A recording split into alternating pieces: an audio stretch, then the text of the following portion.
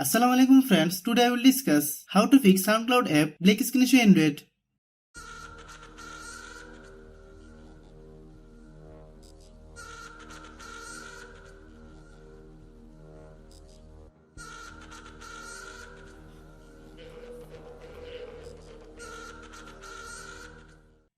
Click settings.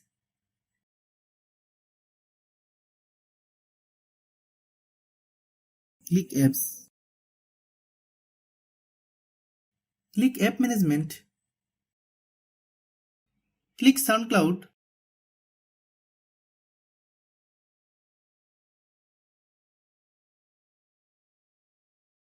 Click storage use. Click clear data. Then click OK. Click force stop.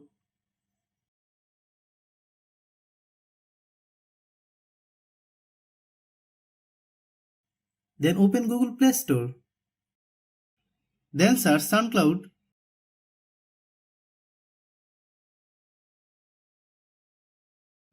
Click Soundcloud. If you get any update, please update.